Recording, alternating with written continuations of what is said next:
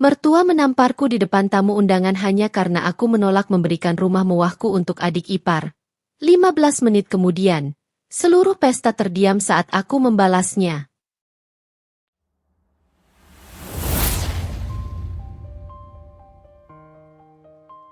Namaku Lucy. Dalam hidup, aku selalu percaya bahwa manusia seharusnya berdiri di atas kakinya sendiri. Mungkin karena aku tumbuh dalam keluarga sederhana, tanpa kemewahan, tanpa warisan yang melimpah, dan tanpa siapapun yang bisa menjadi tempat bergantung. Sejak muda aku terbiasa mengejar hidupku sendiri, meniti satu tangga demi satu tangga hingga akhirnya aku berada pada titik di mana aku bisa menepuk dadaku dan berkata, aku telah berhasil. Rumah mewah 2 lantai yang berdiri kokoh di tengah kawasan perumahan elit itu menjadi simbol kerja kerasku selama bertahun-tahun. Dindingnya berwarna putih gading, dipadukan dengan batu alam abu-abu yang menambah kesan elegan tanpa berlebihan. Di halaman samping, sebuah taman kecil yang kurancang sendiri menjadi tempat favoritku untuk merenung setiap pagi. Walau begitu, rumah itu bukan sesuatu yang kuangkat-angkat atau kusebut-sebut kepada siapapun. Aku membangunnya bukan untuk pamer. Itu adalah bentuk penghargaan terbesarku kepada diri sendiri. Karena berhasil sampai di titik yang dulu kupikir hanya mimpi. Aku bekerja sebagai konsultan interior, profesi yang membuatku sering berpindah-pindah proyek dari satu kota ke kota lain. Ada hari-hari di mana aku pulang setelah jam menunjukkan pukul 12 malam, tetapi aku melakukannya dengan hati yang tetap hangat. Setiap kesulitan terasa tak ada artinya ketika aku mengetahui bahwa semua itu membawa hasil nyata. Pertemuan dengan Andro. Sebelum aku mengenal dunia keluarga besar Andro yang rumit, aku hanya mengenalnya sebagai pria yang sopan, tenang, lembut, dan penuh perhatian. Aku dan Andro, suamiku, bertemu pertama kali di sebuah pameran desain interior. Ia datang sebagai perwakilan perusahaan milik temannya, dan kami tak sengaja duduk di meja registrasi yang sama sambil menunggu acara pembukaan dimulai. Yang pertama kali kuingat dari dirinya adalah senyumnya. Senyum yang tidak berlebihan, sekadar ramah, namun menenangkan. Andro adalah tipe pria yang tidak banyak bicara, tetapi ketika ia berbicara, nadanya selalu meyakinkan. Kami mulai sering bertemu setelah itu. Dia menjemputku pulang ketika ia mengetahui aku bekerja lembur. Ia membawakan makanan favoritku ketika tahu aku sering lupa makan. Dan meski aku bukan tipe wanita yang mudah luluh oleh perhatian, ada sesuatu tentang sikapnya yang membuatku merasa aman. Di mataku yang dulu, Andro adalah pasangan ideal. Tidak pernah meninggikan suara, tidak pernah memaksakan kehendak, dan selalu menghargai pencapaianku. Namun, kini ketika aku mengenang masa-masa itu, aku baru menyadari bahwa sebagian besar ketenangan Andro berasal dari satu hal. Ia belum sepenuhnya berada di bawah pengaruh ibunya. Memasuki dunia baru, keluarga Andro. Dalam pernikahan, orang bilang kita tidak hanya menikahi pasangan, tetapi juga keluarganya. Kalimat itu baru benar-benar kupahami beberapa bulan setelah aku dan Andro menikah. Pertama kali aku bertemu Bu Hana, ibu mertua yang kini menjadi bagian besar dalam kisah pahitku, aku mendapati seorang wanita yang anggun dan berkelas. Ia mengenakan kebaya modern warna pastel dengan perhiasan yang terlihat mahal namun tidak mencolok. Gerak-geriknya halus, tutur katanya santun, dan senyumnya lebar. Terlalu lebar. Bu Hana adalah tipe orang yang akan memuji kita dengan kalimat manis di luar, tetapi dalam hati sudah menilai dari ujung rambut hingga ujung kaki. Aku tahu karena dari cara ia menatapku saat pertama kali kami bersalaman, tatapannya penuh pengukuran, seakan ia tengah menilai apakah aku layak atau tidak masuk ke dalam keluarganya. Meski begitu, aku tetap berusaha ramah. Aku bahkan berusaha menyukai beliau. Namun, lama-kelamaan, semakin aku mengenalnya, semakin aku menyadari bahwa Bu Hana bukan wanita yang mudah menerima kekurangan orang lain, terutama kekurangan yang hanya ada dalam pikirannya. Kemudian ada Ratna, adik ipar perempuanku yang 6 tahun lebih muda dariku. Tak bisa kupungkiri, Ratna memiliki kecantikan yang mencolok, kulit cerah, tubuh ramping, gaya berpakaian modern. Namun ia tumbuh dalam lingkungan di mana semua keinginannya dituruti. Ia terbiasa mendapatkan perhatian, terbiasa menerima hadiah mahal, dan terbiasa menjadi pusat dunia. Bagiku, itu bukan masalah. Setiap orang tumbuh dalam lingkungan berbeda. Yang menjadi masalah adalah ketika ia dan ibunya mulai menganggap bahwa hidupku, hartaku, dan segala pencapaianku pantas mereka atur sesuka hati. Perubahan sikap Andro. Pernikahan kami berjalan manis hanya selama 2 tahun pertama. Setelah itu, perlahan-lahan, sikap Andro mulai berubah. Bukan berubah menjadi kasar. Tidak. Ia tetap pria yang lembut, tetap pria yang baik. Tetapi ia menjadi pria yang mudah bimbang, mudah terpengaruh, mudah digerakkan oleh kata-kata ibunya. "Mas, rumah Lucy besar sekali ya. Kalau dikontrakan saja mungkin bisa jadi modal besar." Pernah kudengar Bu Hana berkomentar ketika ia pertama kali mengunjungi rumahku. Komentar itu terdengar biasa, tetapi nadanya membuatku tidak nyaman, seperti ada sesuatu di baliknya. Lalu dalam beberapa hari berikutnya, Andro mulai bertanya hal-hal yang tidak pernah sebelumnya ia tanyakan, seperti, "Rumah ini sertifikatnya atas nama kamu sendiri kan, sayang? Kalau kamu pergi kerja lama, rumah ini tetap aman, kan? Atau, kamu punya rencana lain dengan rumah ini ke depannya?"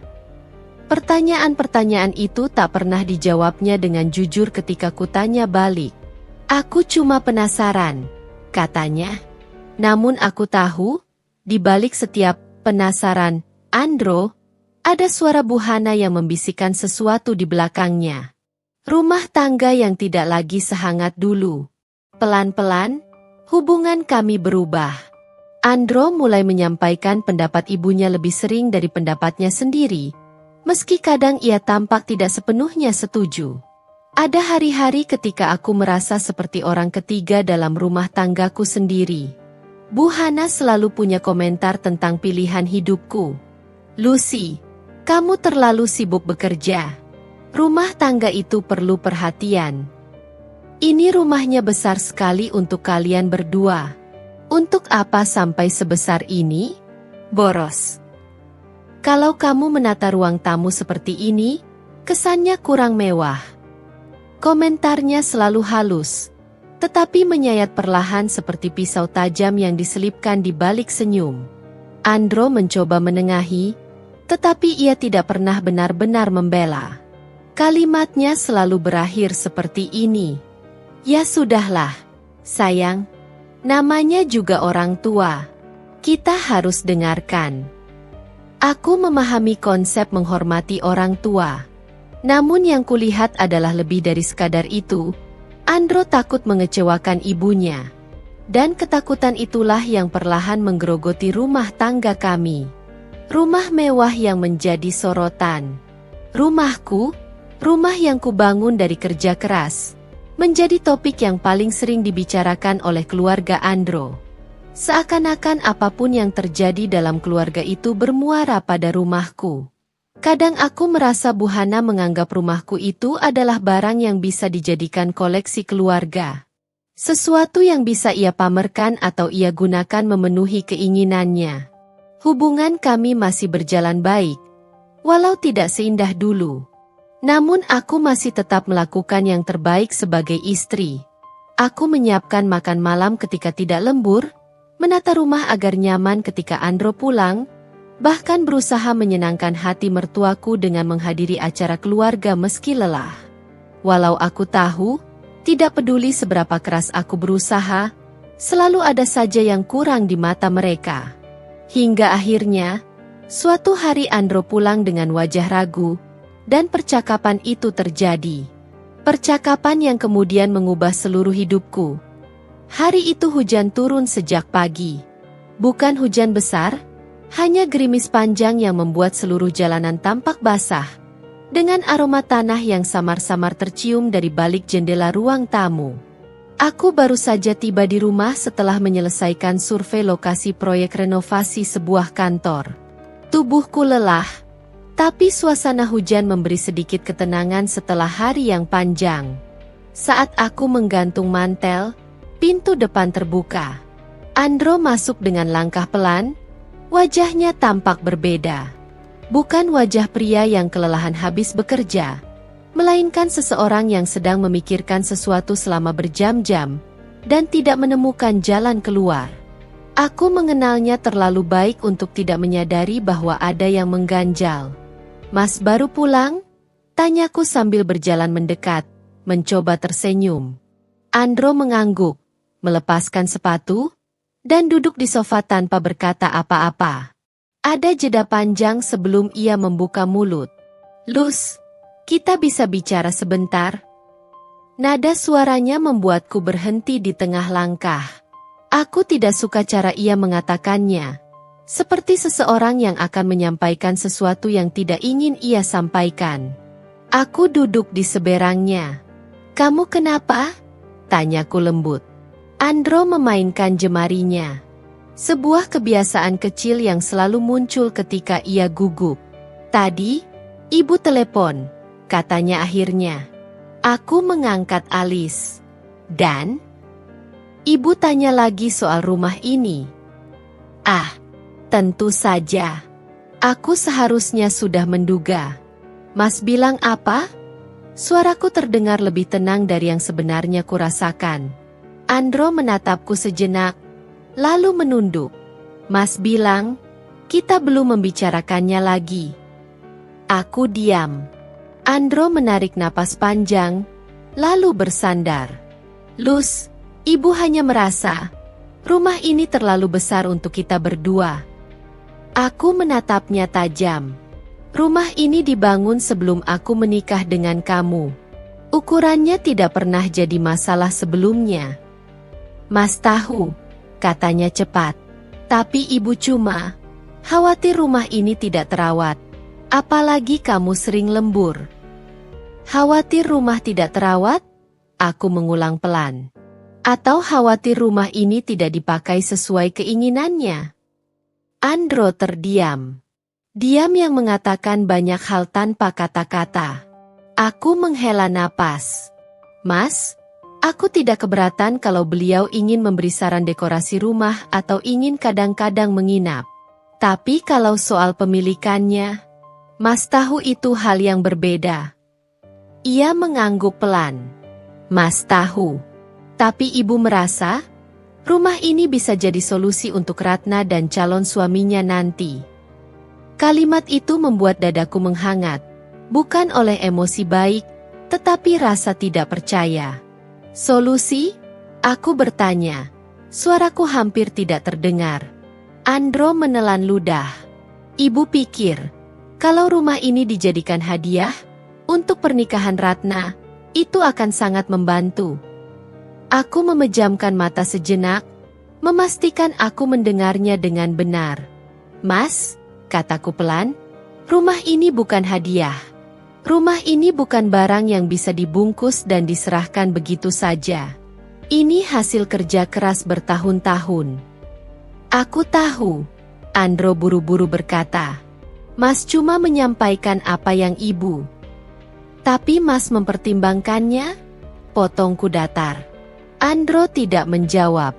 Hening beberapa detik terasa seperti palu raksasa yang menghajar kepalaku. Aku bangkit dari sofa perlahan, mencoba menahan gejolak di dadaku. "Luz, jangan marah." Andro berdiri juga, berusaha mendekat. "Aku tidak marah," jawabku. "Aku hanya kecewa." Ia terdiam. Malam itu, kami tidak bertengkar. Tapi kami juga tidak berbicara seperti biasanya. Aku memasak makan malam dalam diam, Andro membantuku membersihkan dapur tanpa suara. Kami seperti dua orang asing yang tinggal dalam rumah yang sama. Saat masuk kamar, aku duduk di ujung tempat tidur. "Andro," panggilku lirih. Ia menoleh. Rumah ini hanya milikku secara legal. Iya. Tapi sejak menikah denganmu, aku tidak pernah sekalipun menganggap rumah ini bukan rumah kita bersama. Jangan sampai kamu membuatku merasa bahwa hartaku atau hidupku bisa diambil atau ditentukan oleh orang lain. Aku tidak mengatakan nama Bu Hana, tapi Andro tahu itu ditujukan kepada siapa. Ia menunduk. Aku tidak bermaksud membuat kamu merasa begitu. Tapi Mas membiarkan ibu bicara seolah rumah ini sudah separuh milik keluarga Mas. Kata-kataku menusuknya. Aku bisa melihatnya. Tapi itu memang kenyataan yang tidak bisa kututup-tutupi lagi. Andro mendekat, duduk di sampingku. Luz, maaf. Aku cuma bingung. Ibu terus tanya lagi dan lagi. Mas, tidak mau kamu kesal. Tidak mau ibu kecewa juga. Dan di antara aku dan ibu Mas, aku menatapnya. Siapa yang lebih Mas takutkan kecewa? Ia diam. Lagi-lagi diam. Dan disitulah aku tahu. Jika konflik datang nanti, aku akan menghadapinya sendiri. 2 hari setelah percakapan itu, Bu Hana mengunjungiku tanpa memberi kabar sebelumnya. Ia masuk dengan langkah percaya diri, seolah rumahku ini memang miliknya. Ia melihat sekeliling dengan tatapan mengkritik, lalu duduk. Lucy, ibu ingin bicara sebentar, katanya. Suaranya lembut namun tegas. Aku duduk berhadapan dengannya. Ratna akan menikah bulan depan. Ia membuka pembicaraan. Dan ibu ingin memberikan sesuatu yang berkesan sebagai hadiah. Aku tahu kemana arah ini menuju. Namun aku diam, membiarkan beliau melanjutkan. Ibu ingin memberikan rumah ini sebagai hadiah itu. Semudah itu. Seolah ia sedang meminta jepit rambut dari minimarket. Aku menarik napas. Bu, rumah ini milik saya. Dan saya belum berencana memberikannya kepada siapapun. Bu Hana tersenyum kecil. Senyum yang tidak sampai ke matanya. Lucy, kamu kan sudah menjadi bagian keluarga kami. Ratna adik iparmu. Memberikan rumah ini bukan berarti kehilangan apapun. Kamu dan Andro bisa tinggal di rumah kami sementara. Nanti baru cari rumah yang lain. Aku menatapnya lama. Mengapa Ratna tidak membeli rumah sendiri, Bu? Pertanyaan itu membuat senyumnya menghilang. Ratna masih muda. Ia perlu bantuan. Sebagai keluarga, kita harus saling mendukung. Rumah ini bukan bantuan, Bu. Ini hasil jerih payah saya. Bu Hana memijit ujung jarinya. Tanda ia mulai tidak sabar. Kamu ini terlalu memikirkan materi. Ibu cuma ingin pernikahan Ratna berjalan sempurna. Aku tersenyum tipis. Dan pengorbanannya harus datang dari saya. Tatapan Bu Hana mengeras. Lucy, ucapnya pelan namun menusuk. Kamu itu bagian keluarga ini karena menikahi anak saya. Jangan terlalu merasa berdiri sendiri. Kalimat itu membuat dadaku bergetar. Aku tahu maksudnya. Pesan tersembunyi yang ia ingin sampaikan adalah, tanpa Andro, kamu bukan siapa-siapa. Aku berdiri. Maaf, Bu. Saya tidak bisa memberikan rumah itu. Bu Hana menatapku lama. Sangat lama. Matanya penuh penilaian dan kemarahan terselubung. Saat ia pergi, aku tahu satu hal.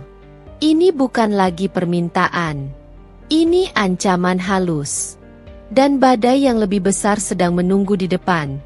Waktu terus berjalan menuju hari pernikahan Ratna. Bandung mulai memasuki musim panas, langit biru terbentang tanpa awan. Tetapi suasana hatiku justru terasa sebaliknya, gelap dan berat.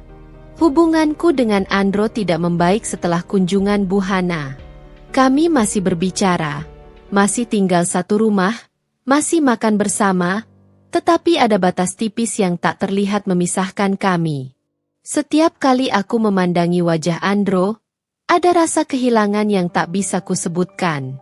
Seperti melihat seseorang yang dulu kucintai sepenuh hati, tetapi kini berdiri sedikit lebih jauh, sedikit lebih asing. Andro seolah hidup dalam dua dunia. Dunia tempat ia menjadi suamiku dan dunia tempat ia masih menjadi anak kesayangan, Bu Hana. Di antara dua dunia itu, ia belum memilih. Dan aku mendesakinya untuk memilih pun tidak bisa. Aku hanya bisa menunggu. Meski menunggu itu terasa seperti siksaan. Suatu sore, ketika aku baru saja menyelesaikan desain proyek dan menutup laptop, Andro datang membawa sesuatu di tangannya. Sebuah kotak kecil berwarna emas. Ia menaruhnya di meja, lalu duduk di kursi seberangku. "Ini dari ibu," katanya. Aku membuka kotak itu perlahan. Isinya undangan pernikahan Ratna. Undangan mahal, tebal, dihiasi embos dan pita satin. Aroma wangi lembut menguar ketika kotak dibuka. Pesta inti akan diadakan di gedung keluarga Besan, jelas Andro. Ibu ingin semua keluarga datang lengkap. Aku menatap undangan itu tanpa menyentuhnya. Bukan karena aku tidak mau datang, tapi karena undangan itu terasa seperti simbol baru dari drama yang lebih besar. "Luz," panggil Andro. Nadanya hati-hati. "Ibu berharap kamu datang dengan pakaian yang lebih elegan dari biasanya," katanya. "Ini acara besar." Kalimat itu menusukku pelan. "Elegan dari biasanya?" ulangku perlahan. Andro mengangguk tanpa menyadari betapa keliru kata-katanya. "Maksud Mas, selama ini aku tidak elegan." Andro langsung gelagapan. "Bukan begitu.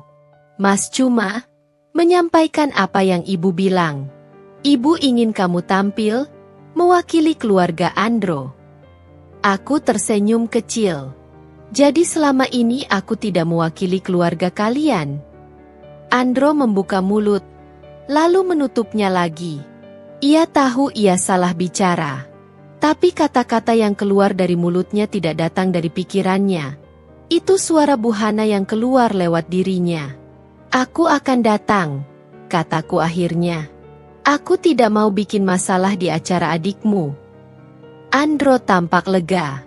"Terima kasih, Luz." Tapi, aku menatapnya lurus. "Aku datang sebagai istri kamu, bukan sebagai perwakilan siapapun." Ia terdiam. Dan diamnya kembali terasa terlalu panjang untuk sebuah hubungan suami istri. 2 hari kemudian, Bu Hana meneleponku. Suaranya ramah tapi tegang. "Lucy, ibu mau tanya, kamu nanti pakai apa untuk acara Ratna?" Aku mengerutkan kening. "Saya belum tentukan, Bu." "Pakai kebaya dong. Yang warna emas atau rose gold. Jangan pakai warna gelap. Acara ini penting. Semua keluarga besar hadir." "Baik, Bu. Saya akan pilih yang pantas. Dan jangan terlalu simpel ya. Kamu kan menantu Andro. Keluarga kita harus tampil bagus." Aku menggenggam ponsel lebih erat. "Saya mengerti, Bu. Tapi jangan juga terlalu mencolok," lanjut Bu Hana cepat. "Nanti kasihan Ratna. Kamu bisa menutupi kecantikannya." Aku menutup mata sejenak. "Jadi, saya harus tampil bagus, tapi tidak boleh terlalu bagus." "Ya, kamu tahu maksud ibu," katanya enteng. "Tidak, aku tidak tahu. Yang ku tahu hanyalah bahwa apapun yang akan kulakukan pasti salah di mata beliau. Terlalu sederhana, salah. Terlalu mewah, salah. Tidak hadir, salah. Hadir, juga salah." Bu Hana selalu punya standar yang tidak pernah bisa kutafsirkan. Standar yang tidak pernah memungkinkan aku menjadi cukup baik. "Baik, Bu," kataku akhirnya. Sekadar menghentikan percakapan. "Nanti saya sesuaikan." "Bagus," balas Bu Hana. "Oh ya, satu lagi, Jangan lupa bawa amplop yang pantas. Seakan aku tidak tahu bahwa membawa amplop adalah hal wajar di pernikahan. Tapi nada bicaranya membuatku merasa seperti seseorang yang tidak punya sopan santun. Baik, Bu. Seminggu sebelum acara, aku berdiri di depan cermin besar di kamar. Di tanganku ada kebaya modern warna pink lembut dengan payet yang menjuntai elegan. Tidak terlalu mewah, tidak juga sederhana. Itu tujuanku, tampil cukup, sesuai permintaan mereka. Namun saat menatap pantulan diriku sendiri, ada sesuatu yang terasa aneh. Kebaya itu tampak indah, tetapi ekspresiku tidak. Mataku tampak lebih kosong.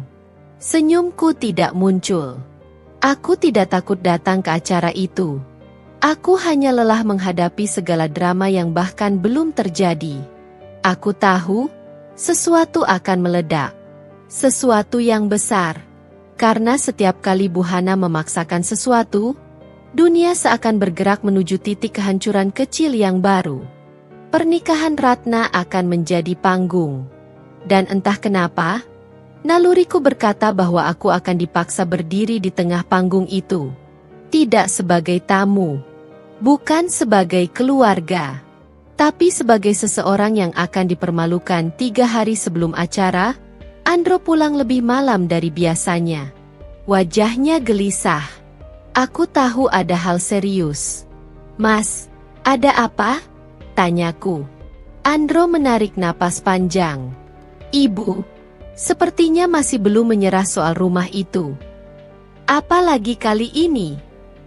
Ibu bilang, nanti setelah pesta pernikahan selesai, dia mau membahasnya lagi. Katanya, kita harus mencari jalan tengah. Maksudnya jalan tengah? Aku menatapnya tajam. Mas juga tidak tahu, katanya putus asa. Mas cuma minta kamu jangan tegang. Ini acara keluarga. Mas tidak mau kamu dan ibu bertengkar. Aku tertawa pelan, tawa getir yang tidak bisa kutahan. Mas masih berharap aku dan ibu bisa rukun. Andro menunduk.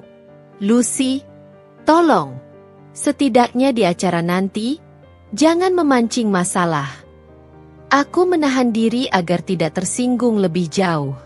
Mas berharap aku bisa diam kalau beliau mulai bicara macam-macam. Andro tidak menjawab. Dan aku tahu jawabannya adalah iya. Malam itu, setelah ia tertidur, aku menatap langit-langit kamar. Ada sesuatu yang berubah di hatiku. Bukan marah, bukan sedih, tetapi semacam kesiapan. Kesiapan untuk menghadapi apapun yang akan terjadi. Dan hari itu akhirnya tiba. Hari yang kelak mengubah seluruh hidupku. Hari ketika aku, Lucy, menerima tamparan keras dari wanita yang seharusnya menghargai statusku sebagai menantunya. Hari ketika harga diri dan martabatku diuji di depan puluhan pasang mata. Dan hari ketika, 15 menit setelahnya, aku membalas semuanya tanpa ragu. Namun semakin lama aku duduk di sofa panjang ruang tamu itu, semakin jelas aku mulai merasakan perbedaan yang selama ini sering kuabaikan. Tidak ada satupun anggota keluarga Andro yang benar-benar memperlakukan aku sebagai bagian dari mereka. Kecuali, mungkin, Bu Ratih. Selebihnya, mereka bersikap seolah aku hanyalah tamu yang kebetulan datang paling sering. Bukan menantu, bukan kakak ipar, bukan bagian dari keluarga. Dan entah mengapa hari itu, perasaan itu menusuk lebih dalam dari biasanya. Mungkin karena aku sedang sendirian. Mungkin karena Andro tidak ada di rumah. Mungkin juga karena instinku berkata bahwa sesuatu akan terjadi dalam waktu dekat. Aku tidak tahu. Yang aku tahu, suasana rumah itu seperti menelan aku bulat-bulat. Tak lama kemudian, Bu Ratih muncul kembali di ambang pintu dengan wajah cerah. Diikuti Ratna yang mengeringkan rambutnya dengan handuk. Kak Lucy, maaf ya kelamaan.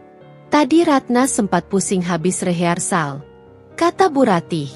Ratna tersenyum padaku, Senyum yang cukup manis sebenarnya.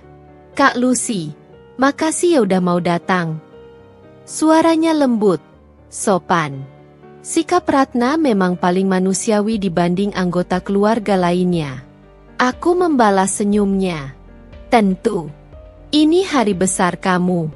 Aku pasti datang. Bu Hana mengangkat alisnya, seolah tidak suka mendengarnya. Tapi dia tidak berkomentar. Setidaknya belum. Aku menaruh kotak itu di atas meja kaca kecil. Ini ada sedikit bingkisan dari aku. Ratna membukanya dan langsung memelukku dengan gembira. Ya ampun Kak Lucy, ini cantik banget. Aku suka sekali. Sorot matanya tulus. Sesuatu yang jarang sekali kuterima dari keluarga besar Andro. Tapi momen itu berlangsung sangat singkat. Karena ketika Ratna memelukku, Bu Hana tiba-tiba bersuara. Ya, bagus sih, Lucy. Tapi itu sekadar bingkisan kecil kan? Untuk ukuran kakak ipar, harusnya ya bisa kasih yang lebih. Nada meremehkan itu jatuh seperti belati. Ratna menatap ibunya seolah ingin menyuruhnya diam. Bu Ratih terlihat kikuk dan berdeham pelan. Aku tersenyum kecil, menahan diri. Aku memberikan yang bisa kuberikan, Bu. Bu Hana mengibaskan tangannya. Syukurlah Ratna nggak terlalu berharap dari kamu. Aku tidak menanggapi. Tidak akan ada gunanya. Untungnya Ratna kembali mencairkan suasana. Kami berbincang-bincang ringan selama beberapa menit. Tentang dekorasi pesta, catering, gaun, dan segala detail pernikahan yang menyita energinya. Ratna benar-benar tampak antusias, dan aku ikut terbawa suasana. Setidaknya sampai Bu Hana kembali bicara. Kamu udah siapkan untuk acara nanti malam, Lucy? Tanyanya dengan nada yang, anehnya, terdengar seperti sedang menyimpan sesuatu. Senyumnya tampak lain. Aku mengangguk pelan. Siap, Bu. Bagus, katanya. Karena nanti aku mau ngomong sesuatu di depan keluarga besar. Kamu dengarkan baik-baik, ya? Ada nada ancaman halus di balik kata-katanya. Aku merasakan firasat buruk menjalar seperti aliran listrik dingin di tulang belakangku. Apa yang akan dia lakukan? Apa yang dia rencanakan? Tapi sebelum aku sempat bertanya, Ratna sudah menepuk tanganku. Kak Lucy, nanti kakak duduk sama aku ya. Aku pengen kakak dekat aku malam ini. Aku tersenyum. Tentu. Dan di saat Ratna berlari kecil menuju kamarnya untuk berganti pakaian, Bu Hana mendekat setengah langkah, menatapku dalam. Kamu sebaiknya siap, Lucy, bisiknya. Nanti malam adalah waktunya kamu membuktikan, apakah kamu benar-benar pantas jadi bagian keluarga kami. Aku menelan ludah. Kerongkonganku kering. Dan saat itu, untuk pertama kalinya, aku benar-benar merasa malam nanti akan menjadi awal dari badai panjang yang tak bisa kuhindari. Sebuah badai yang akan mengubah hidupku selamanya. Aku tidak pernah menyangka bahwa pesta yang seharusnya penuh kebahagiaan itu justru menjadi panggung paling gelap dalam hidupku. Ruangan balai pernikahan itu gemerlap. Lampu-lampu kristal menggantung dari langit-langit, memantulkan cahaya keemasan yang membuat dekorasi tampak mewah dan berkelas. Musik lembut mengalun, mengisi udara dengan suasana romantis. Setidaknya bagi para tamu yang tidak tahu apa yang sebenarnya terjadi di balik layar keluarga ini. Aku berdiri di dekat meja panjang berisi hidangan, mencoba menenangkan napasku. Sejak tiba, aku belum melihat Andro. Katanya tadi masih dalam perjalanan dari kantor. Aku berusaha tidak tersinggung, walaupun jelas-jelas hari ini penting bagi keluarganya. Dan jujur, aku butuh dia di sini. Karena sejak aku melangkahkan kaki ke ruangan itu, tatapan Bu Hana tidak pernah lepas dariku. Tatapan yang seperti menilai, menghakimi, dan menunggu momen tertentu untuk menyerang. Ratna dan Bu Ratih bolak-balik menyapa tamu.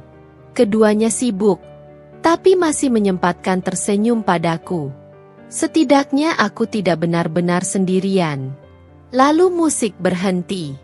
Pembawa acara naik ke panggung kecil di depan ruangan. Semua tamu mulai memperhatikan. Untuk memulai prosesi simbolik sebelum makan malam, kami mengundang keluarga inti mempersiapkan diri. Ratna melambaikan tangan padaku dari dekat panggung. "Ayo Kak," serunya. Aku berjalan mendekat. Namun saat tinggal beberapa langkah lagi, Bu Hana tiba-tiba menahan lenganku. Pegangannya dingin. "Oh," menekan. Aku menoleh. "Ada apa, Bu?" Tatapannya terlalu tenang. Terlalu tenang untuk sesuatu yang baik. "Ini saatnya, Lucy," ucapnya pelan namun tajam. "Waktunya kamu menunjukkan bakti pada keluarga yang sudah menerimamu." Aku buru-buru menarik tanganku. "Maksud ibu?" Dia mendekat, suaranya menurun. "Aku akan umumkan permintaanku di depan semua orang. Kamu tinggal mengangguk dan setuju. Jangan mempermalukan keluargaku." Dadaku mulai sesak. "Bu, tolong jangan lakukan apa yang saya pikirkan." "Oh, aku pasti lakukan," potongnya cepat. "Karena Ratna pantas mendapatkan rumah yang lebih layak. Dan kamu punya satu yang tidak kamu pakai. Kamu hanya tinggal menyerahkannya sebagai hadiah. Sesederhana itu." Aku menahan napas. "Tidak, rumah itu milikku. Aku membelinya dari hasil kerjaku sendiri." "Bu, ini sudah berlebihan." Wajahnya berubah masam. "Kamu tidak pantas bicara begitu." Sebelum aku menanggapi, pembawa acara kembali bersuara. "Kami mempersilakan Ibu Hana, ibu dari mempelai pria, untuk memberikan sedikit sambutan." Bu Hana tersenyum. Senyum beracun yang membuat bulu kuduku meremang. Dia naik ke panggung. Aku berdiri di barisan depan, tidak punya kesempatan kabur. Bu Hana meraih mikrofon. "Pertama-tama," katanya, "saya ingin berterima kasih atas kehadiran semua orang di momen bahagia keluarga kami." Para tamu bertepuk tangan. Ratna tersenyum malu-malu. Tapi aku melihat sesuatu di mata Bu Hana, kilatan kemenangan. "Dan ada satu hal yang membuat saya begitu terharu," lanjutnya, "yaitu kemurahan hati menantu saya, Lucy." Jantungku jatuh ke telapak kaki. Bibirku terbuka tanpa suara. Bu Hana menoleh padaku. Senyumnya lebar, terlalu lebar. "Di hari spesial ini," katanya keras dan jelas, "Lucy akan memberikan rumah mewahnya sebagai hadiah pernikahan untuk Ratna." Ruangan langsung riuh. Beberapa tamu menoleh padaku dengan wajah terkejut.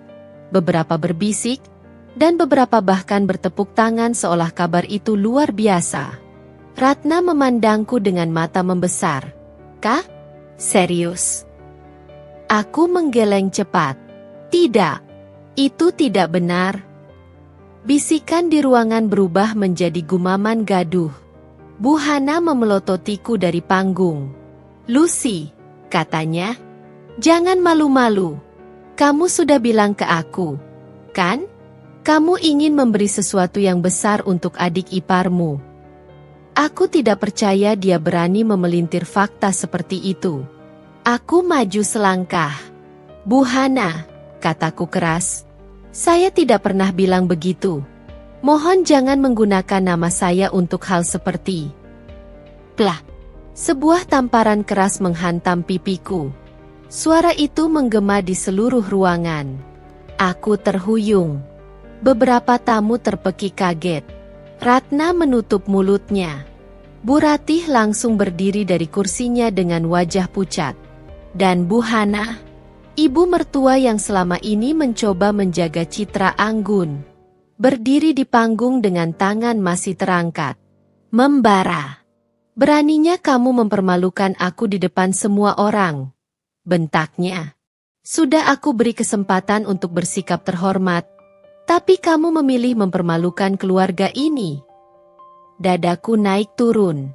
Mataku panas, tetapi bukan karena sedih. Karena marah. Sangat Ruangan hening. Semua fokus padaku. Bu Hana turun dari panggung, mendekat seperti seorang ratu yang hendak mengeksekusi tahanannya. Kamu ini menantu tak tahu diri, hardiknya. Kamu pikir karena kamu punya rumah sendiri kamu boleh sombong? Kamu pikir kamu siapa? Kamu bukan siapa-siapa. Setiap kata menusuk seperti pisau. Dan aku berdiri di sana, pipi panas terbakar rasa sakit dan malu. Ratna tanpa hendak melindungi, tapi ketakutan membuatnya membeku. Lalu, ketika Bu Hana benar-benar berada satu langkah dariku, dia berbisik dengan suara yang hanya bisa kudengar. Kamu sudah kuberi kesempatan bagus. Sekarang tanggung akibatnya. Aku mengangkat wajah. Dan di detik itu, ada sesuatu yang berubah dalam diriku. Rasa takut yang selama ini kupendam hilang. Rasa hormat yang kutahan untuk menjaga rumah tangga sirna. Rasa segan pada mertua lenyap tanpa jejak. Aku menarik napas panjang. Perlahan, mataku menatap lurus ke milik Bu Hana.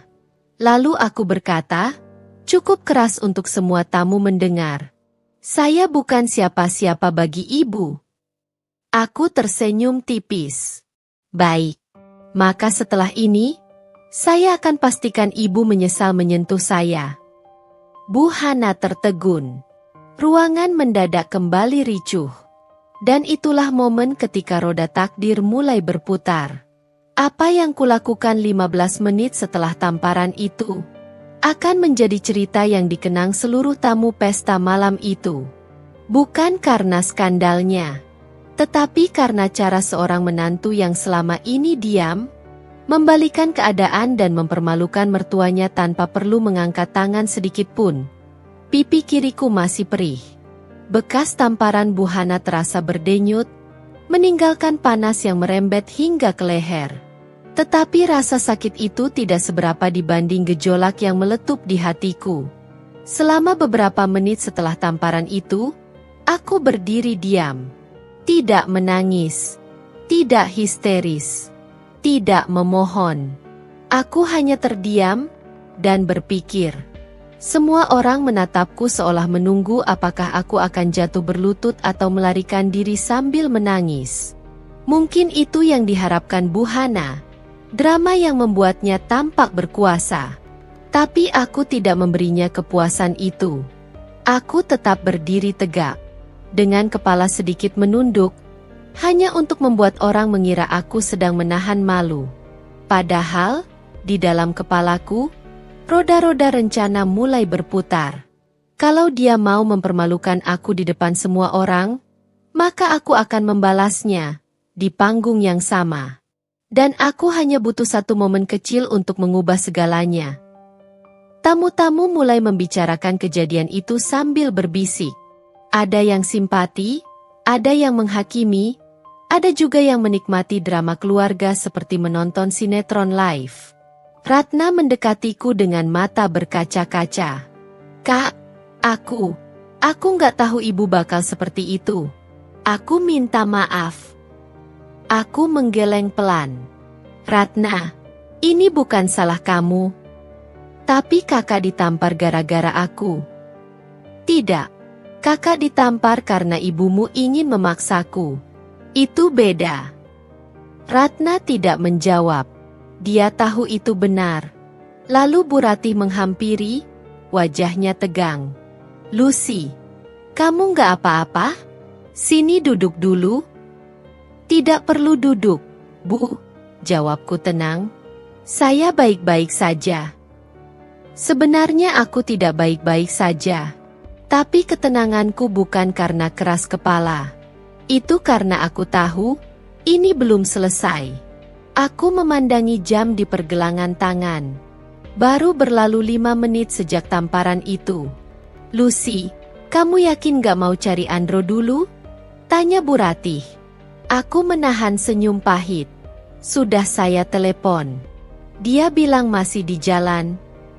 Lagi pula, kalaupun Andro ada, aku tidak tahu apakah dia akan membela atau justru berdiri di sisi ibunya.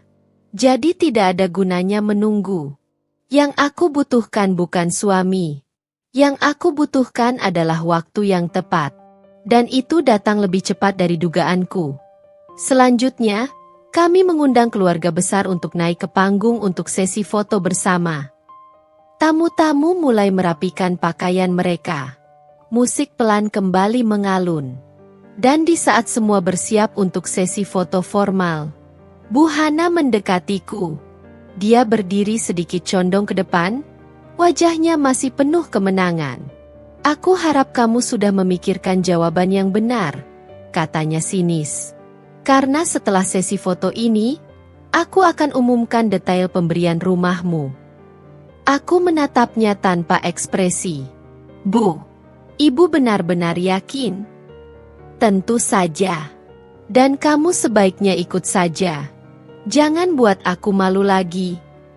Aku tersenyum tipis. Dan itu membuat wajahnya berubah tegang. Ratna dan suaminya naik ke panggung. Disusul keluarga besar. Paman, bibi, saudara sepupu, kerabat jauh. Aku ikut naik. Buahan emosi dari para tamu terasa jelas. Ada yang menatapku dengan simpati, ada yang menatap dengan rasa penasaran. Dan Bu Hana berdiri paling depan. Sempurna. Tepat di tengah. Sebuah posisi yang membuat semua mata mengarah padanya. Lalu fotografer mulai mengatur posisi. Baik, semuanya rapat ya. Mendekat, mendekat. Aku menggerakkan sedikit posisiku sehingga aku berdiri tepat di samping Bu Hana. Dia tidak menyadarinya. Terlalu sibuk tersenyum manis untuk kamera. Ternyata benar kata orang, bahwa orang yang sangat percaya diri sering tidak sadar sedang berdiri di tepi jurang. Ketika fotografer berkata, 1, 2, ti. Aku mengangkat tangan kecilku yang sejak tadi memegang kotak velvet berwarna merah. Hadiah kecil yang kubawa untuk Ratna. Semua orang tahu kotak itu berisi kalung berlian.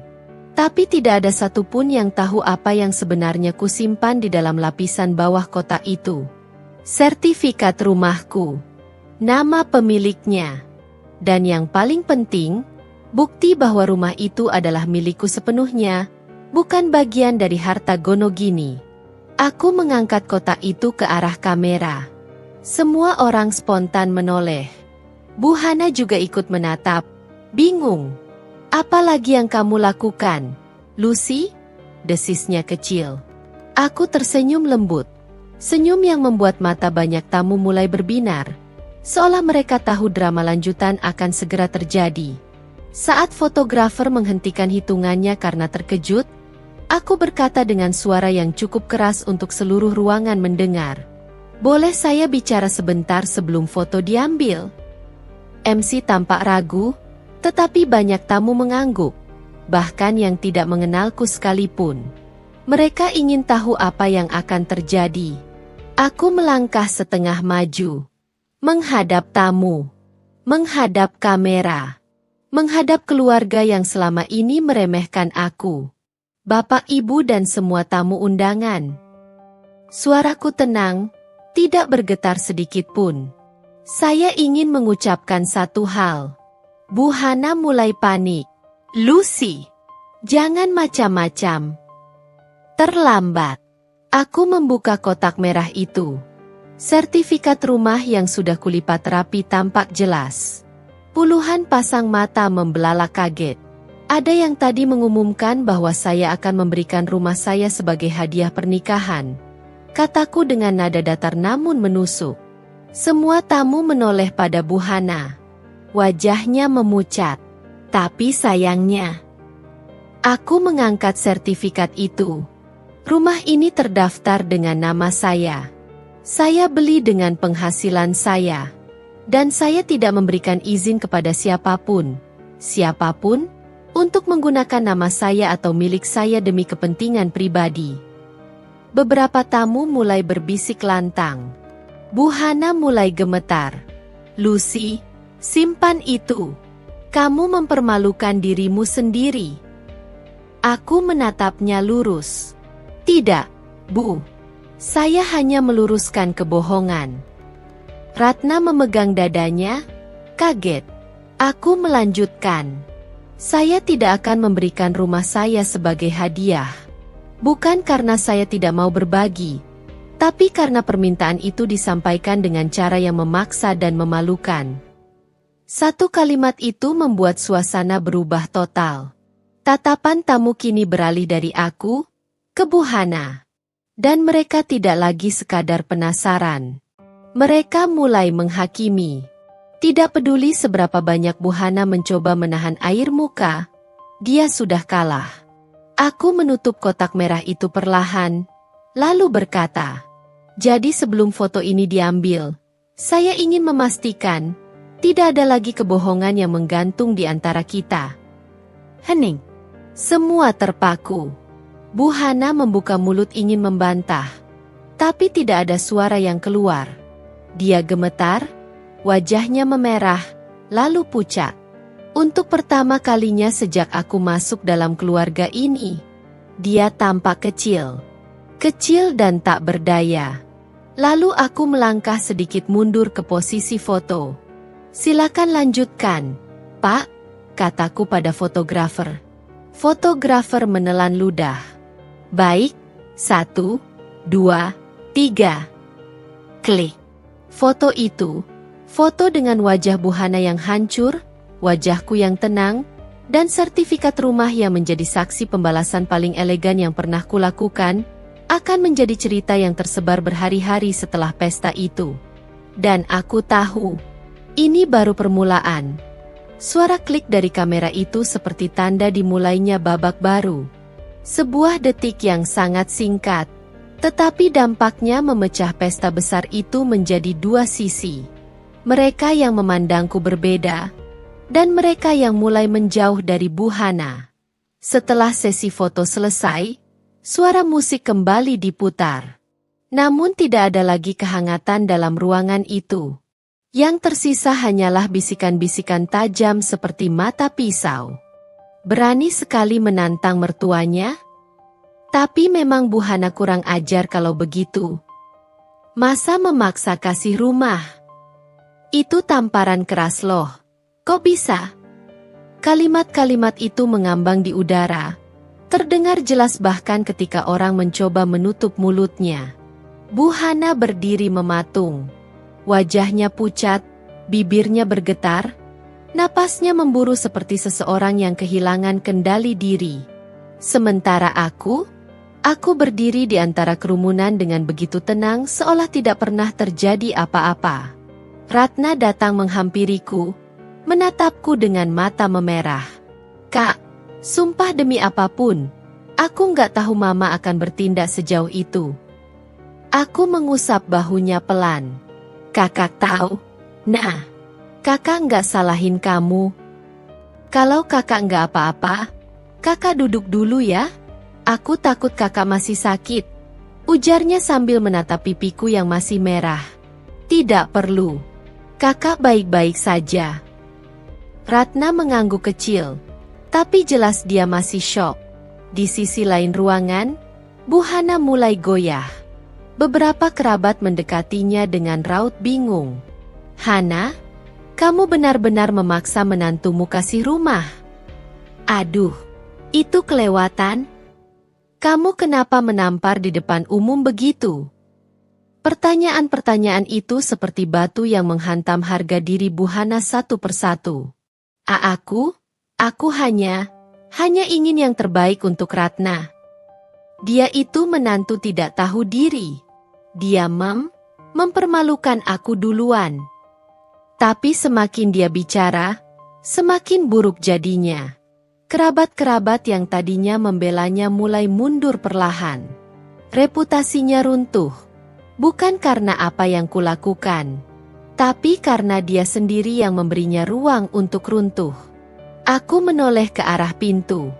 Dan saat itulah aku melihat Andro masuk. Dia berjalan cepat, wajah tegang, tampak mencari seseorang, mencariku. Lucy, panggilnya begitu melihatku. Aku berdiri tanpa bergeser, menunggunya mendekat dengan ekspresi netral. Apa yang terjadi? Kenapa semua orang bilang? Dia tidak sempat menyelesaikan kalimatnya ketika matanya melihat pipiku. Masih membekas. Jelas bukan kecelakaan kecil. Andro, suaraku datar. Tadi ibumu menamparku. Andro menegang. Apa? Suaranya meninggi. Kenapa? Aku menunjuk panggung. Tanyakan langsung ke ibu. Andro menoleh. Melihat ibunya dikerubungi kerabat yang terlihat tidak setuju. Melihat Ratna menatapku dengan sedih. Melihat semua orang memandangi keluarga kami. Andro menarik napas panjang lalu berjalan cepat menghampiri Bu Hana. Mama! Serunya. Bu Hana terkejut. Menoleh. Andro. Nak, kamu harus dengar penjelasan Mama. Menantu kamu ini, dia sudah memper.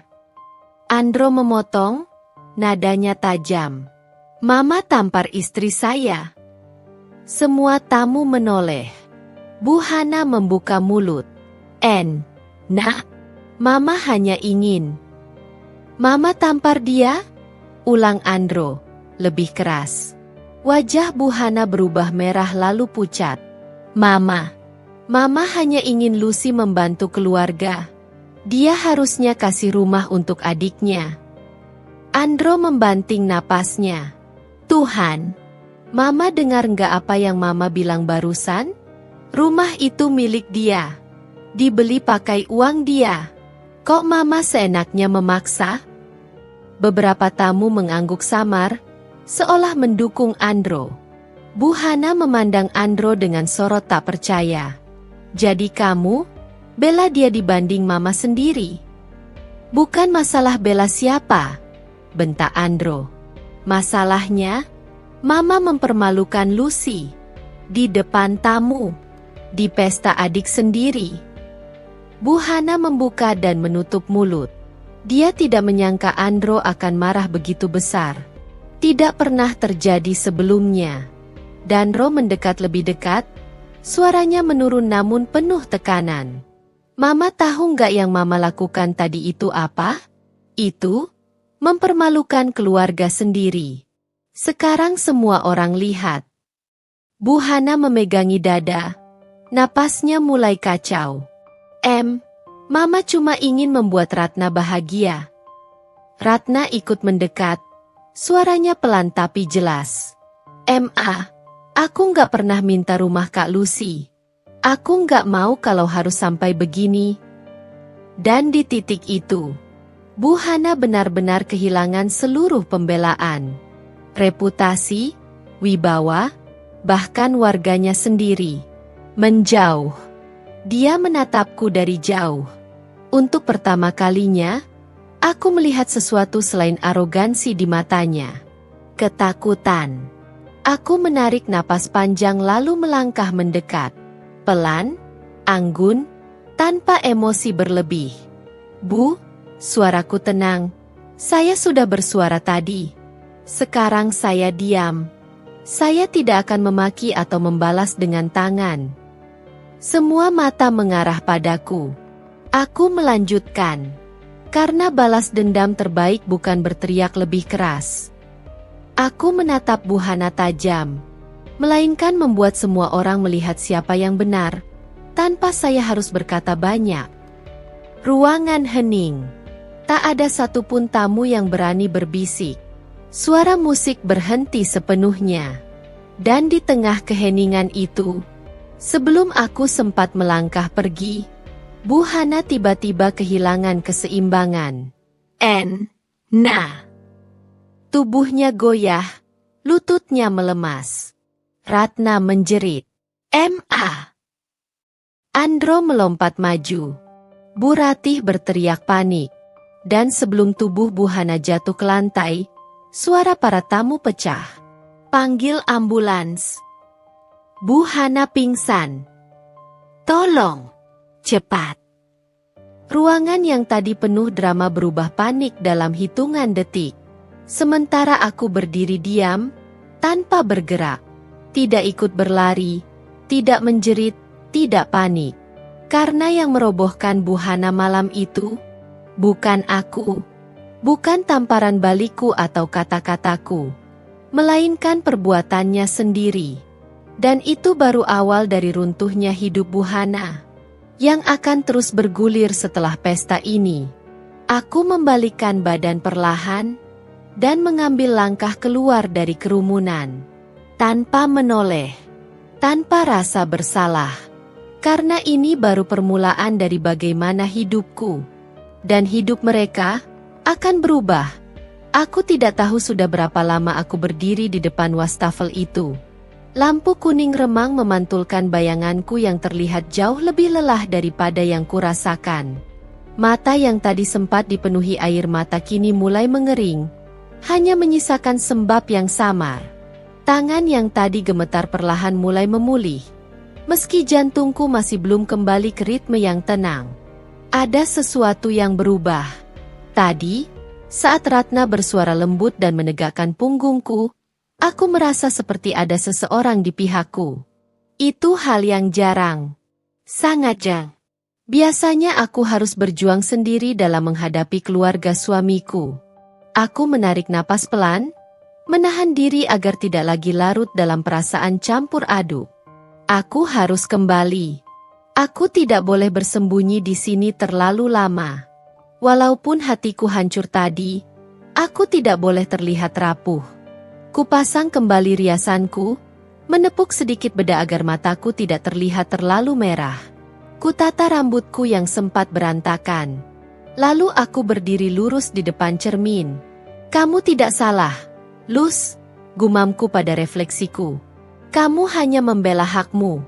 Rumah itu milikmu, bukan hadiah untuk dipaksa diberikan. Ketika aku membuka pintu, suara musik kembali menerpa telingaku. Denting gelas, suara tawa, percakapan para tamu, semuanya kembali memenuhi udara. Aku berniat menemukan Andro. Dia harus tahu apa yang terjadi.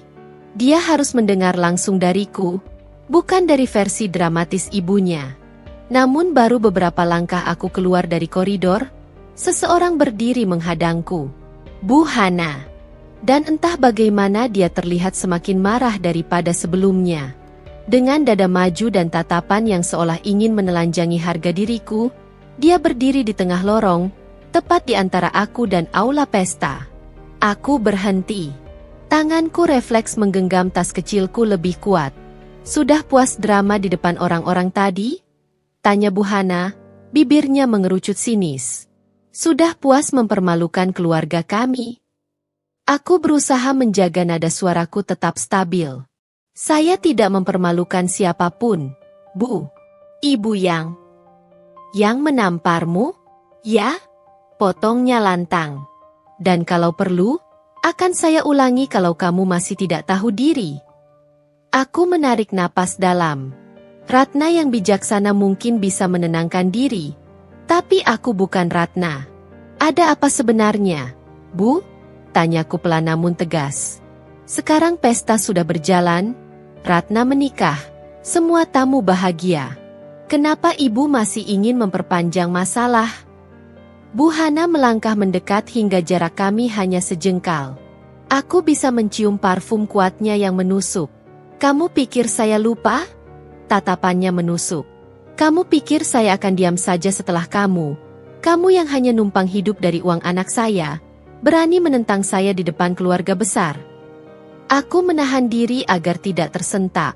Numpang hidup? Hanya karena aku tidak berasal dari keluarga berada?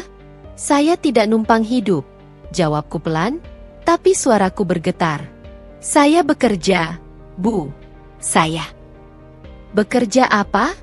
Seru Bu Hana mengejek. Gajimu itu tidak ada apa-apanya dibanding penghasilan Andro.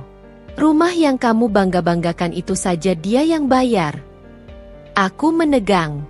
Darahku naik, panas. Rumah itu kami beli bersama. kataku tajam. Dan sebagian besar DP-nya dari tabungan saya. Bu Hana tertawa pendek. Tabungan? Tabungan hasil apa? Jual keripik? Jual camilan online? Sudahlah, jangan lucu. Dadaku naik turun. Aku ingin meninggalkan tempat itu, tapi dia kembali membuka mulut. Saya sudah bilang dari awal, ucapnya dingin. Kamu itu bukan jodoh yang cocok untuk anak saya. Kamu tidak punya latar belakang, tidak punya kelas. Dan sekarang, ketika keluarga kami sedang butuh kamu memberikan sesuatu, rumah itu, kamu malah menolak. Aku memejamkan mata sejenak. Ketika kubuka lagi, ada sesuatu yang mengeras dalam diriku. Bu, ucapku, suaraku kini lebih mantap. Saya menolak karena itu rumah saya. Bukan karena saya tidak ingin membantu. Tapi memberikan rumah sebagai hadiah? Untuk pesta? Untuk memenuhi gengsi? Itu bukan hal yang masuk akal. Bu Hana mendesis. Seolah aku menyebutkan sesuatu yang sangat menyinggung harga dirinya. Gengsi keluarga kami tidak perlu kamu komentari. Suaranya makin tajam. Yang jelas kamu mempermalukan saya di depan keluarga besar. Dan saya tidak akan tinggal diam. Aku mengangkat dagu sedikit. Saya tidak sedang berkompetisi dengan ibu. Saya hanya menjaga hak saya. Dia mendekat. Sangat dekat. Sampai-sampai aku bisa melihat betapa kecilnya pupil matanya karena marah. Kamu lupa diri, Lucy. Suaranya pelan, tapi dingin. Kamu kira karena Andro mencintaimu, kamu bisa seenaknya menolak permintaan saya? Aku membalas tatapannya tanpa mundur setengah langkah pun. Saya kira ibu adalah orang dewasa, kataku. Bukan seseorang yang meminta hal tidak masuk akal lalu marah ketika ditolak. Bu Hana mengangkat tangannya. Refleks tubuhku kaget. Untuk sesaat aku benar-benar mengira dia akan menamparku lagi. Namun sebelum tangannya mencapai wajahku, suara seseorang menggema dari belakang kami. Mama! Aku menoleh. Andro berdiri di ujung lorong dengan wajah pucat dan mata membelalak marah. Langkah-langkahnya cepat menghampiri kami. Apa yang Mama lakukan? Suaranya menggema tajam, jauh berbeda dari biasanya. Cukup. Jangan sentuh Lucy lagi. Bu Hana terkejut. Wajahnya berubah. Marah, kemudian tersinggung, kemudian terluka. Andro, kamu dengar dia tadi? Dia bicara kasar pada Mama. Andro menghela napas keras, memijat pelipisnya. Mama sudah tampar dia. Di depan orang banyak. Sekarang Mama mau apa lagi? Mau ulangi? Bu Hana menegang. Lidahnya tersendat. Dia tidak menyangka Andro akan membelaku sekeras itu. Aku tidak pernah minta ini terjadi, kataku pelan, mencoba menenangkan situasi. Tapi ibu. Lucy, Andro menatapku dengan mata melembut. Kamu tidak perlu menjelaskan apapun. Ini bukan salahmu. Hening. Sesaat. Ruang kecil itu terasa menahan napas. Bu Hana menggigit bibir, lalu mengalihkan wajahnya. Marah, tersinggung, tapi juga terpojok. Aku akan kembali ke pesta, katanya akhirnya dengan nada tajam. Masih banyak yang harus aku urus. Kalian jangan membuat drama di sini. Tanpa menunggu respons, dia melangkah pergi, gaun mewahnya berayun dramatis. Aku mengembuskan napas yang tidak kusadari kutahan. Bahuku merosot sedikit, tubuhku lelah sekali. Andro mendekatku. Aku minta maaf. Aku benar-benar minta maaf atas semua ini. Aku menggeleng. Bukan salahmu. Tapi aku tidak boleh membiarkan itu terjadi. Suaranya bergetar halus. Aku seharusnya ada di sampingmu tadi. Aku seharusnya. Aku menatap wajahnya. Ada kesedihan tulus. Ada rasa bersalah. Tapi juga sesuatu yang lain. Aku hanya butuh kamu mendengarkan, kataku pelan, dan percaya pada aku. Andro menunduk, lalu mengangguk. Ayo kembali ke meja, ujarnya lembut. Acara akan masuk sesi makan malam. Aku mengikuti Andro kembali ke aula. Namun di dalam hatiku, badai belum benar-benar reda. Satu kejadian tadi hanya permulaan. Dan sesuatu dalam diriku baru saja terbangun. Ratna, yang duduk di meja utama, berkali-kali menatapku dengan ekspresi bersalah. Dia tahu ada sesuatu yang terjadi. Dan entah bagaimana, aku bisa merasakan dia ingin membelaku. Tapi dia terjebak di tengah-tengah antara ibu dan kakaknya yang sama-sama keras kepala. MC berdiri di panggung, tersenyum lebar. Baik, para tamu yang terhormat, kita akan masuk ke sesi pemberian hadiah untuk pengantin. Keluarga yang ingin memberikan hadiah secara simbolis, dipersilakan untuk maju ke depan. Beberapa tamu tertawa kecil. Beberapa lainnya ikut berkumpul di sekitar panggung untuk menonton. Dan saat itulah rasa tidak enak di perutku semakin kuat. Aku tahu Bu Hana pasti akan menggunakan momen ini. Aku tahu. Dan benar saja. MC melanjutkan, pertama, kita akan panggil keluarga inti. Silakan, Bu Hana, orang tua pengantin. Semua mata tertuju pada Bu Hana saat dia berdiri anggun. Atau lebih tepatnya, anggun yang dipaksakan. Gaunnya berkilau, senyumnya palsu, tapi tatapannya tajam. Menyapu ke arahku seolah berkata, lihat saja apa yang akan kulakukan. Dia naik ke panggung sambil membawa mikrofon kecil. Aku menegang. Andro meremas jemariku pelan. Maafkan Mama, bisiknya. Aku tidak tahu apa yang ingin dia lakukan. Tapi aku di sini. Kata-katanya sedikit menenangkan, tapi tidak cukup. Karena detik berikutnya, Bu Hana berdiri di tengah panggung dan mengangkat mikrofon. Terima kasih kepada semua tamu yang hadir, katanya dengan suara lembut yang mencurigakan. Malam ini sangat berarti bagi keluarga kami, terutama untuk putri bungsu saya, Ratna. Semua orang tepuk tangan. Aku hanya menatapnya tanpa berkedip. Lalu kalimat berikutnya keluar. Sebagai ibu, lanjutnya, saya ingin memberikan hadiah spesial untuk putri saya. Hadiah ini sangat besar dan sangat istimewa. Hadiah yang sudah saya rencanakan jauh-jauh hari. Aku menegang. Andro perlahan menggeleng, menyadari arah pembicaraan itu. Bu Hana memandangku sekilas, sangat singkat, tapi jelas, lalu kembali menatap tamu. Saya ingin mengumumkan bahwa rumah mewah milik Lucy, istri Andro, akan diberikan untuk Ratna sebagai kado pernikahan.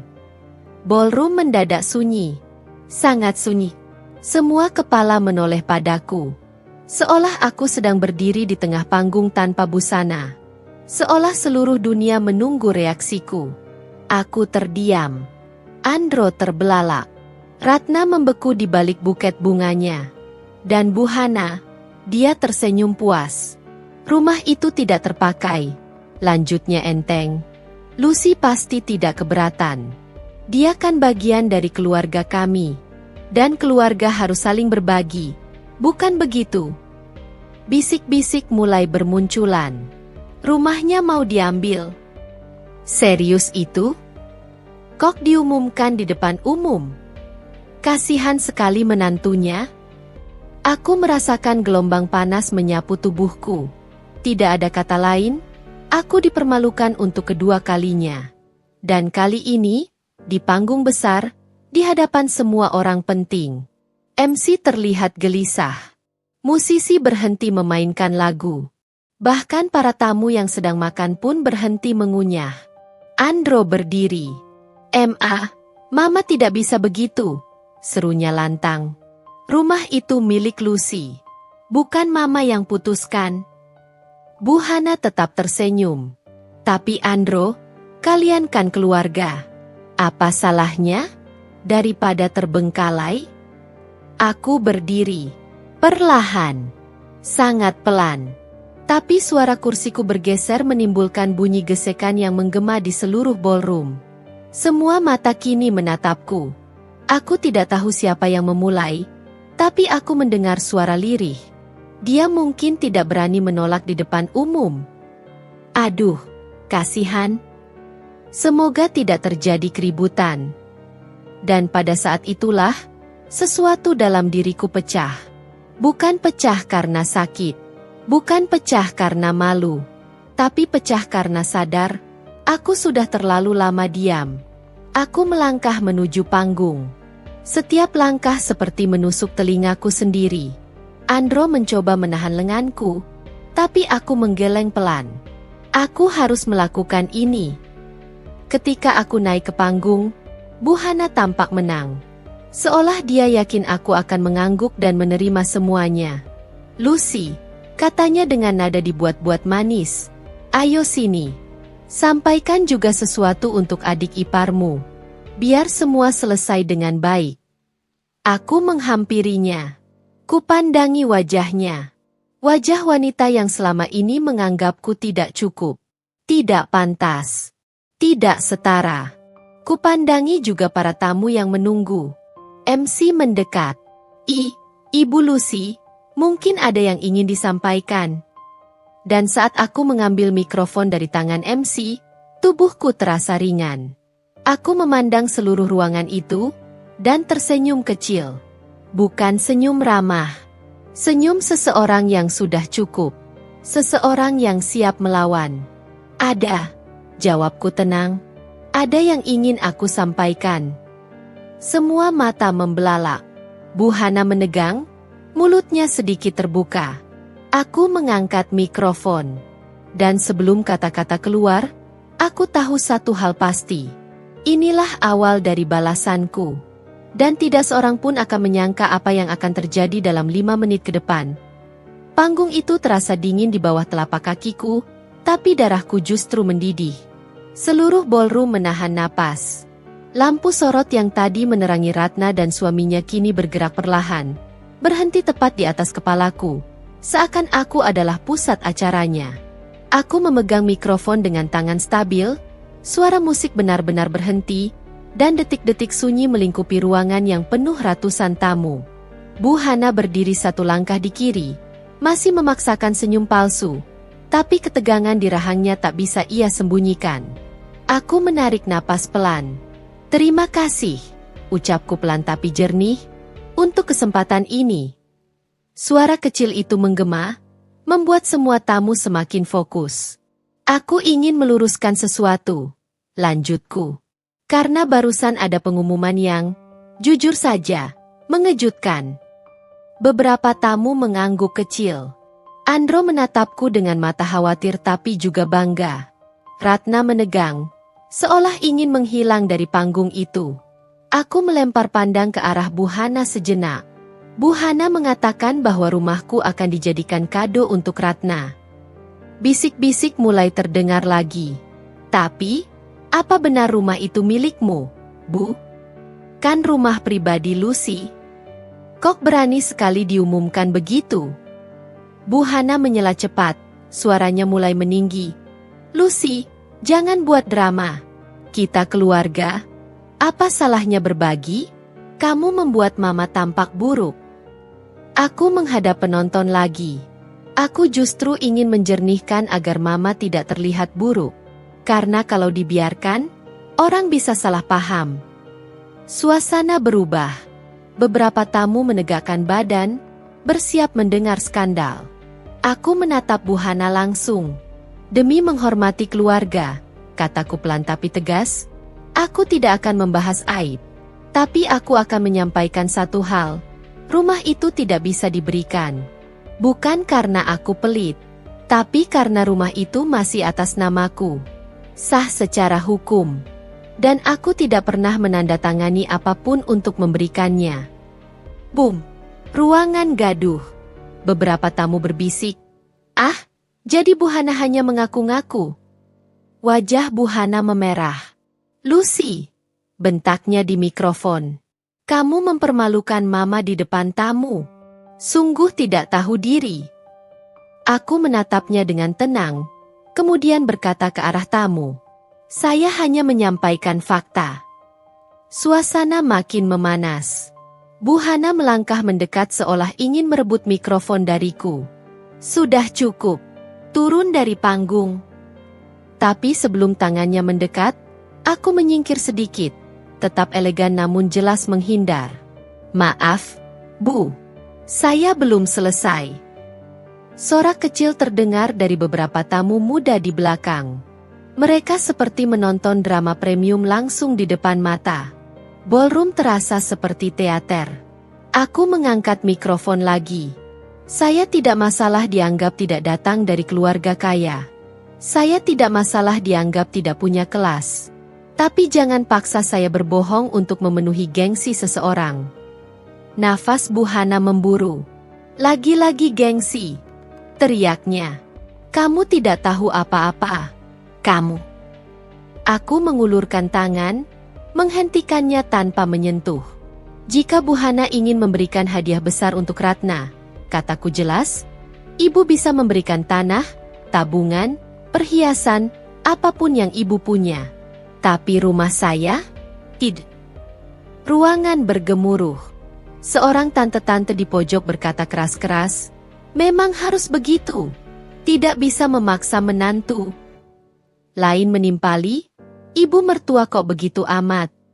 Bu Hana terlihat semakin goyah. Harga dirinya terkikis di depan ratusan tamu.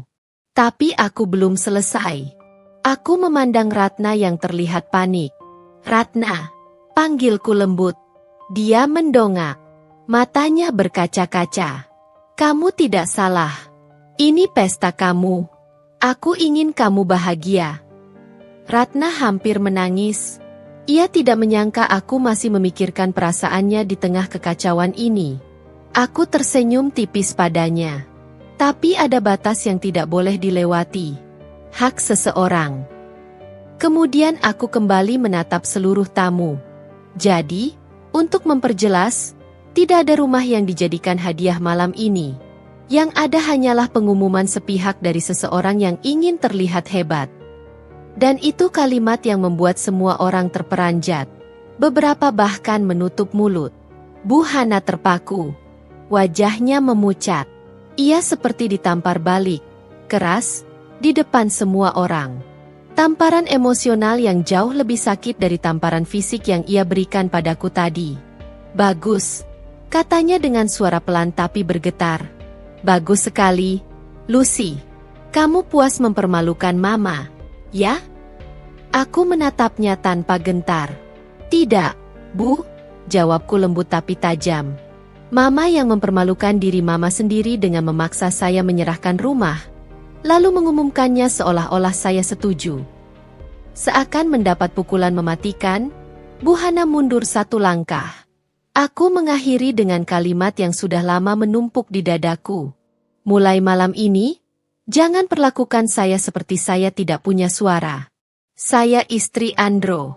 Saya bagian dari keluarga ini. Dan saya layak dihargai. Ballroom langsung meledak dengan tepuk tangan. Bukan tepuk tangan kecil. Tapi riuh, panjang, menggema. Beberapa tamu bahkan berdiri. Andro menatapku dengan mata berbinar, bangga, terharu, terpukul oleh kenyataan betapa aku selama ini menelan luka dalam diam. Ratna menangis. MC sampai ternganga. Dan Bu Hana, dia memalingkan wajah, tidak sanggup menahan pandangan tamu yang mencibir. Dia akhirnya berbisik lirih, kita lihat saja nanti, Lucy. Lalu berjalan turun panggung tanpa menunggu akhir acara. Tapi aku tidak peduli lagi. Karena untuk pertama kalinya dalam hidupku di keluarga ini, aku berdiri tegak. Aku melawan. Dan aku menang. Namun aku tidak tahu bahwa drama ini belum selesai. Apa yang terjadi setelah pesta akan jauh lebih panas. Aku turun dari panggung perlahan. Andro langsung memelukku. Pelukannya bukan sekadar dukungan, tapi penyesalan yang begitu dalam. Seolah baru malam ini dia benar-benar menyadari luka-luka yang selama ini kutelan. Maafkan aku, bisiknya serak. Aku terlambat menyadari betapa Mama sudah menyakitimu selama ini. Aku menepuk punggungnya. Yang penting kamu ada di sisiku sekarang. Ratna menghampiri, matanya merah. Ia memelukku erat. Mbak, terima kasih. Aku benar-benar tidak tahu Mama akan melakukan hal gila itu. Aku tahu, jawabku lembut. Bukan salahmu. Ia tersenyum kecil, wajahnya lega. Dan aku pun akhirnya bisa menarik napas panjang. Namun euforia itu tak bertahan lama. Setelah acara selesai dan para tamu mulai pulang, Bu Hana muncul kembali. Kali ini tanpa hiasan senyum palsu, tanpa topeng. Wajahnya kaku, matanya merah karena menahan kemarahan yang meledak dari dalam dadanya. Dia menghampiriku dan Andro yang sedang bersiap keluar ballroom. Andro. Suaranya rendah. Kita bicara. Andro berdiri tegak. Kalau Mama ingin bicara tentang rumah Lucy, tidak ada yang perlu dibahas. Bu Hana menatapku dengan pandangan membunuh. Semua ini gara-gara kamu. Aku menarik napas, mempersiapkan diri untuk serpihan kata-katanya. Kamu mempermalukan Mama di depan ratusan tamu. Mama memang sengaja mempermalukan Lucy lebih dulu, balas Andro tanpa ragu. Dan Mama harus terima akibatnya. Bu Hana mendengus keras, lalu memalingkan wajah. Aku tidak menyangka anakku bisa dipengaruhi seorang perempuan seperti ini. Danro melangkah maju, tatapannya dingin. Tidak, Ma. Aku tidak dipengaruhi. Aku baru sadar selama ini aku terlalu sering membiarkan Mama melukai perempuan yang kucintai. Bu Hana membungkam. Pernyataannya membuat udara di sekitar kami menegang. Kemudian Andro menggenggam tanganku dan berkata, kalau Mama terus mencampuri rumah tangga kami, aku akan membawa Lucy pindah. Jauh. Mama tidak akan bisa melukai dia lagi. Bu Hana terpaku, tidak percaya. Andro, kamu ancam Mama. Aku lindungi istriku, jawab Andro mantap. Itu tugasku. Suaraku bergetar karena perasaan haru. Selama ini aku selalu berharap Andro benar-benar berdiri di pihakku. Dan malam ini, akhirnya hal itu terjadi. Bu Hana pergi dengan langkah limbung. Bukan kalah, tapi terguncang. Untuk pertama kalinya dalam hidupnya, ia kehilangan kendali. Seluruh topeng wibawa yang ia bangun selama bertahun-tahun runtuh hanya dalam waktu 15 menit. Dan ia tahu itu. Ketika pintu mobil ibu mertua tertutup dan mobilnya melaju meninggalkan area hotel, aku mendengar Andro mendesah berat. Lucy, katanya lembut. Mulai malam ini, semuanya berubah. Aku janji tidak akan biarkan kamu menghadapi keluarga ini sendirian lagi. Aku tersenyum kecil, menatap wajahnya yang penuh ketulusan. Terima kasih, Andro. Itu saja sudah cukup. Dia memelukku. Dan untuk pertama kalinya, aku merasa tidak lagi sendirian di tengah badai. Kami pindah ke rumah milik kami, rumah yang sejak awal dipaksa Bu Hana minta sebagai hadiah. Jauh dari campur tangan dan tekanan. Hanya aku dan Andro. Lingkungan baru. Udara baru, suasana yang jauh lebih tenang. Danro mengajakku duduk di teras belakang, menghadap taman kecil yang baru kami renovasi. Aku punya sesuatu untukmu, katanya sambil menyerahkan sebuah amplop putih. Aku mengerutkan dahi. Apa ini? Buka. Ketika ku buka, aku mendapati surat kepemilikan baru, atas nama kami berdua. Rumah yang tadinya seluruhnya atas namaku, kini ditulis ulang menjadi milik bersama. Aku menatap Andro, bingung. Kamu tidak perlu melakukan ini, ucapku, sedikit panik. Aku tidak.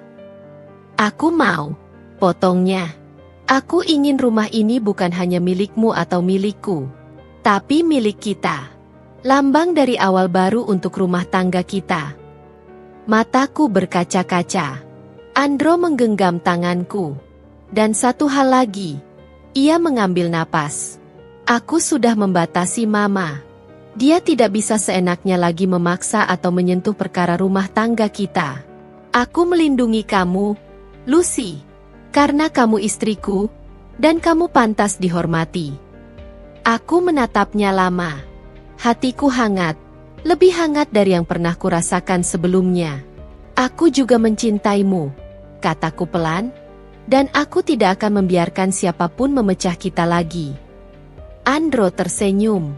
Untuk pertama kalinya dalam waktu lama, senyum itu terasa seperti rumah. Kabar tersebar kemana-mana tentang pesta pernikahan Ratna yang berubah menjadi panggung pembalasan menantu. Tentang bagaimana Bu Hana dipermalukan oleh kata-kata yang tak bisa ditampiknya. Dan tentang bagaimana keluarga Andro kini lebih tertata, berkat batasan yang akhirnya ditegakkan. Bu Hana memang sempat menghilang beberapa minggu. Tapi kabar terakhir yang kudengar, ia mulai mengevaluasi sikapnya. Mungkin karena malu, mungkin karena menyesal, atau mungkin karena sadar ia telah kehilangan kendali atas anaknya. Tapi bagiku, itu bukan lagi urusanku. Aku duduk di ruang tamu rumah kami, rumah yang kini terasa lebih hidup, lebih hangat, lebih damai, dan menatap Andro yang sedang menata tanaman baru di halaman. Dalam hati aku tersenyum. Malam ketika dia menamparku adalah malam yang justru mengubah hidupku. Bukan menjadi lebih buruk, tapi lebih kuat. Karena pada akhirnya, tidak ada yang lebih indah daripada berdiri untuk diri sendiri, dan menemukan bahwa seseorang yang kita cintai akhirnya berdiri tepat di samping kita. Selesai.